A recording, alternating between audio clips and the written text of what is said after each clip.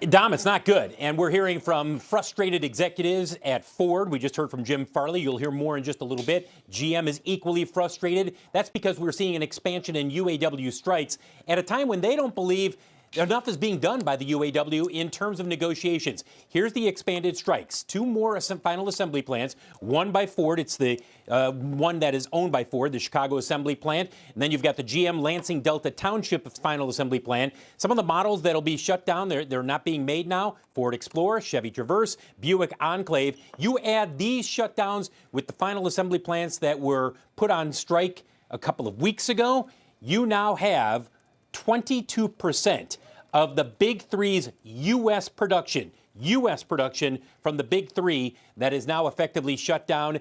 Here's Jim Farley from Ford talking about his frustration. A bad deal would threaten now mid-size and much more expensive larger vehicles like Escape and Explorer. We'd have to choose to cut future investments in those products, restructure, and reduce our headcount throughout the company, including UAW workers.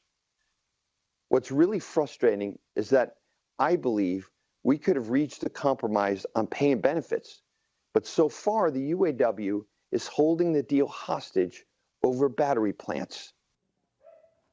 Take a look at shares of Ford and GM. We should point out that now there are essentially 25,000 Big Three UAW members who are now on strike at 43 facilities, including 5 final assembly plants here in the U.S. Meanwhile, General Motors issuing a statement saying that it made a comprehensive counteroffer to the UAW on the 21st, last week. Still waiting to hear about that comprehensive counteroffer. They're talking, but it doesn't look like they're doing enough of the talking, or at least they don't believe they're getting enough back from the UAW. Meanwhile, Stellantis was exempted from the discussions or the new wave of strikes that were announced today. The UAW, Sean Fain said during his Facebook Live presentation that there is progress being made with Stellantis. But keep in mind, guys, we heard this about Ford last week. There's progress being made. Changes a week later. They now have, they've got another strike that has hit them. And the frustration, I cannot put it into words, just how infuriated members of Ford's management team are. They just did a briefing, guys, and they basically said, look, is this premeditated? Is this a case where the UAW is going to say, we've decided we're going to keep calling these strikes, and yeah, we'll negotiate, but we're not really negotiating.